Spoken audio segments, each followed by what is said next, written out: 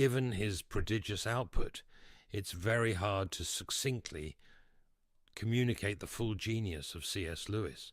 Therefore, to give a broader sampling of his wisdom, in this series I'm going to be selecting 4 of my favorite books by Lewis, and then examining some of the ideas to be found between their covers. The books we'll be looking at will be Mere Christianity, The Great Divorce, The Screwtape Letters, and will then close with The Four Loves. After the Chronicles of Narnia, Lewis's most well-known book is his seminal work on apologetics, Mere Christianity. The chapters of this book originally began: life as radio broadcast during World War II. Over the course of the book, Lewis defends the Christian worldview. Matt and I go through this book chapter by chapter in Season 1 of our podcast, Pints with Jack, although back then the podcast was named after Lewis's pub, the Eagle and Child. 1. A Common Christianity. You don't have to go far into this book to uncover treasure. For example, readers shouldn't skip over the preface of the book, because in it Lewis explains what he is attempting to do, which is to defend what he calls mere Christianity.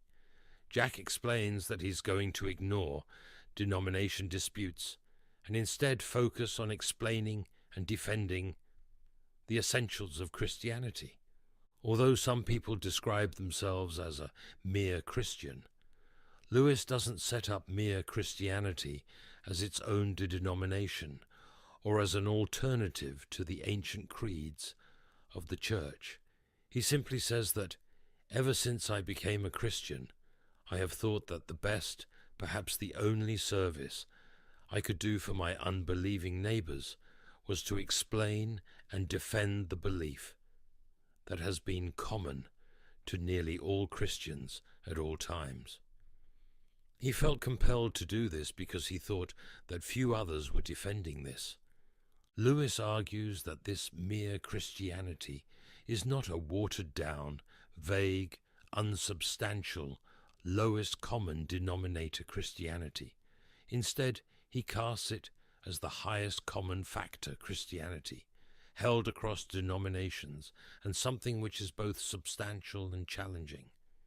This is a sentiment which can be found in John Paul II's 1995 encyclical, Ut Unum Sint, where he quotes Pope John III, who said that what unites us is much greater than what divides us. 2. Choosing a denomination. Although Lewis purposefully avoids all denominational disputes in Mere Christianity, I think he gives really good advice about denominations. He asks us to imagine a house. He describes the hallway as mere Christianity and the rooms as denominations. He says that his goal in his book is to move people from outside the house into the hallway. However, he makes it clear that the hallway is not a place to remain indefinitely. He urges his readers to find their way into one of the rooms where there are fires and chairs and meals. He cautions us, though, in the selection of a room. He says, above all, you must be asking which door is the true one, not which pleases you best by its paint and paneling. In plain language, the question should never be, do I like that kind of service? But are these doctrines true? Is holiness here? Does my conscience move me towards this? Is my reluctance to knock at this door due to my pride, or my mere taste, or my personal dislike of this particular doorkeeper? 3. The moral law. After the preface, Lewis spends the first portion of the book arguing for the existence of God, and he does this by appealing to our common human experience. Jack asks us to think about when we've heard people quarreling. He points out that those who are quarreling do not merely say that the other person's behavior displeases him. He says that he is appealing to some kind of standard of behavior which he expects the other man to know about, trying to show that the other man is in the wrong. and there would be no sense in trying to do that unless you and he had some sort of agreement as to what right and wrong are, just as there would be no sense in saying that a footballer had committed a foul unless there was some agreement about the rules of football. So from this, it appears that there is a moral law which exists. Over subsequent chapters, Lewis looks at the possible origin for this moral law. Is it simply a matter of personal taste? Is it simply cultural convention? Is it simply instinct or taught to us in education? Lewis concludes that none of these are sufficient and starts building a cumulative case that this moral law is grounded in moral law. Give a God. 4. The argument from desire. This isn't the only argument Jack gives for the existence of God. Although not presented as a formal syllogism in rigorous philosophical terms, he argues that our innate desires point to a world beyond this one. He first observes that this world cannot fully satisfy us. Inevitably, it will let us down. How will we respond when this happens, he asks. The hedonist will simply try and consume more, a new wife, a new job, a new car. The Stoic will simply try and grin and bear it. Lewis says that the Christian, however, draws a different lesson. The Christian says, creatures are not born with desires unless satisfaction for those desires exists. A baby feels hunger well. There is such a thing as food. A duckling wants to swim. Well, there is such a thing as water. Men feel sexual desire. Well, there is such a thing as sex. If I find in myself a desire which no experience in this world can satisfy, the most probable explanation is that I was made for another world. C.S. Lewis, Mere Christianity. Although perhaps not the most rigorous of proofs for God, Dr. Peter Kreeft, I personally find that this argument resonates most deeply with my own personal experience. 5. The use of analogies. One cannot read Mere Christianity without noticing how often Lewis uses imaginative analogies to bolster his arguments and make different philosophical ideas easier to understand. For example, in one chapter, Jack breaks down morality into 3 distinct parts. However, he does so by asking us to imagine a fleet of ships traveling across the ocean. For the fleet to make it safely home, 3 important factors must be present. First of all, the ships must remain in formation and not crash into each other. Secondly, the ships themselves must be in good working order so that they can be steered correctly. Lastly, the ships must travel in the right direction in order to make it to their destination. Lewis then draws parallels to morality. We must act rightly in relation to each other. We can't be crashing into each other. We must be rightly ordered internally. If we can't control ourselves, it won't be long before a collision is inevitable. Lastly, we must consider our teleology, our ultimate purpose, which is informed by the Creator who made us. 6. Faith and works. Rather than stoking the fire of animosity between denominations, Lewis addresses the Reformation issue of the relationship between faith and works in an attempt to affirm what all Christians affirm. Which is more important, faith or works?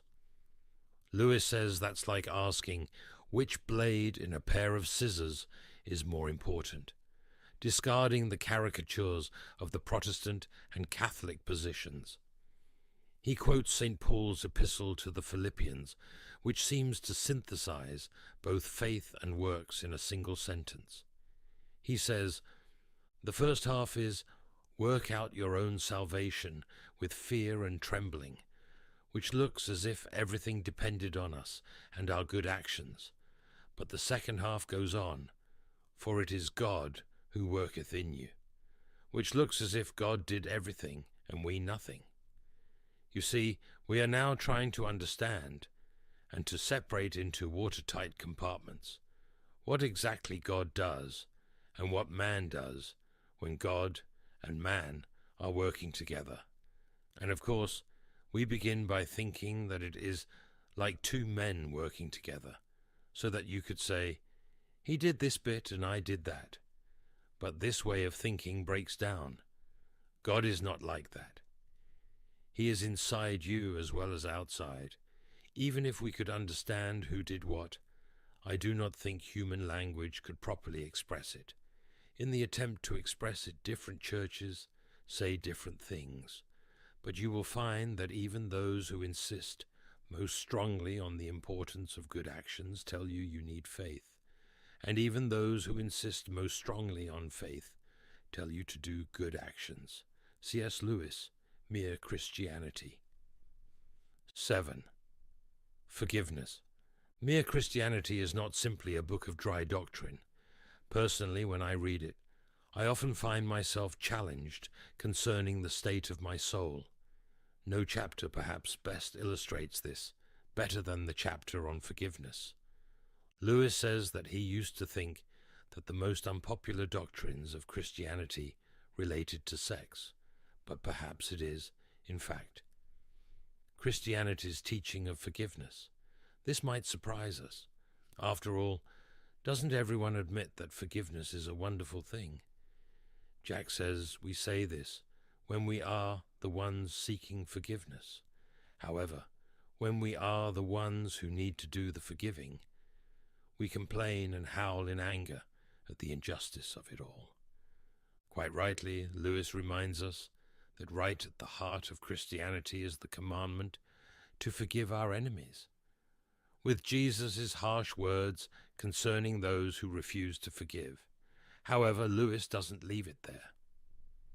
Jack says that when he was a child, he was told to hate the sin, but love the sinner. He thought this was ridiculous. How was it possible to separate a man from what the bad things that he did?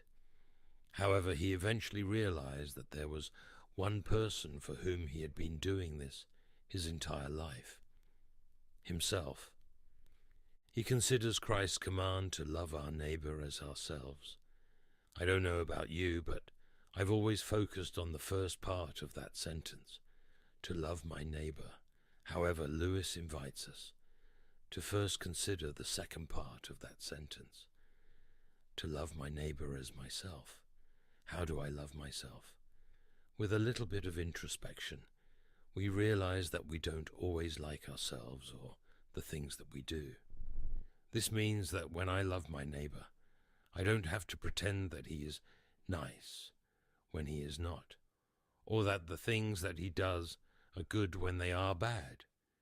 Instead, I have to do for him what I do for myself, seek his good, and hope that next time he will make a better choice, and ultimately become a better man. Christ does not forgive me because I didn't really do anything wrong. He does so because he is good. And to be a Christian means to forgive the inexcusable, because God has forgiven the inexcusable in me. 8. The Trilemma. One of the most well-known passages in Mere Christianity is C.S. Lewis's Trilemma. Lewis did not invent this argument, but he did greatly popularize it. Lewis is asking the most fundamental question one can really ask: who is Jesus? After all, Jesus made some pretty bold claims, not least of which was the ability to forgive sins. It's one thing to say that you forgive someone who wrongs you. It's quite another to tell someone that you forgive them for their sins against other people. Lewis then addresses the person who says that Jesus was a great moral teacher, but he wasn't God. Lewis rips this assertion to shreds, saying that this is the one thing which we cannot say. If we assume that the New Testament to be a record of what Jesus himself said, we only have three options. He was either a liar, a lunatic, or the Lord. Lewis explains, a man who was merely a man and said the sort of things Jesus said would not be a great moral teacher. He would either be a lunatic on a level with the man who says he is a poached egg, or else he would be the devil of hell. You must make your choice. Either this man was and is the Son of God, or else a madman or something worse. You can shut him up for a fool. You can spit at him and kill him as a demon.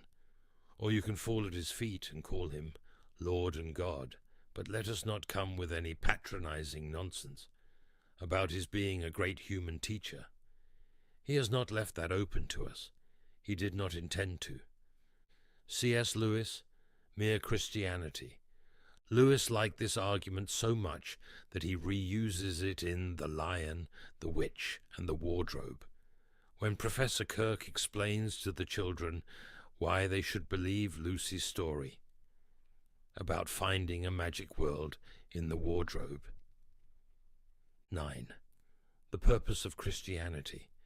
As my podcast co-host Matt and I worked through Mere Christianity chapter by chapter, one thing which jumped out at us was Lewis's assessment of the purpose of Christianity. He says, "It is easy to think that the church has a lot of different objects: education, building, missions, holding services, just as it is easy to think the state has a lot of different objects: military, political, economic, and whatnot.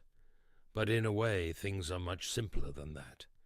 The state exists simply to promote and to protect the ordinary happiness of human beings in this life. A husband and wife chatting over a fire, a couple of friends having a game of darts in a pub, a man reading a book in his own room or digging in his own garden. That is what the state is for, and unless they are helping to increase and prolong and protect such moments, all the laws, parliaments, armies, courts, police, economics, etc., are simply a waste of time. In the same way, the church exists for nothing else but to draw men into Christ, to make them little Christs. If they are not doing that, all the cathedrals, clergy, missions, sermons, even the Bible itself, are simply a waste of time. God became man for no other purpose, mere Christianity. In the last chapter, we were considering the Christian idea of putting on Christ, or first dressing up as a son of God, in order that you may finally become a real son. What I want to make clear is that this is not one among many jobs a Christian has to do, and it is not a sort of special exercise for the top class. It is the whole of Christianity. Christianity offers nothing else at all. C.S. Lewis. Mere Christianity. Lewis sees that the central purpose of Christianity is to become another Christ. This comes about by sharing in God's divine life. We receive our natural life from our parents, but we receive divine life from God. Principally, he says, through faith, baptism, and Holy Communion. This brings about a transformation which he compares to tin soldiers coming to life, although he never uses the term. Lewis is describing theosis, which is a term often used in Eastern Christianity to describe the transformation which comes about when, in the words of St. Peter, we become partakers of the divine nature. So there are some of my favorite themes of Mere Christianity. Next time, we'll be looking at the Great Divorce.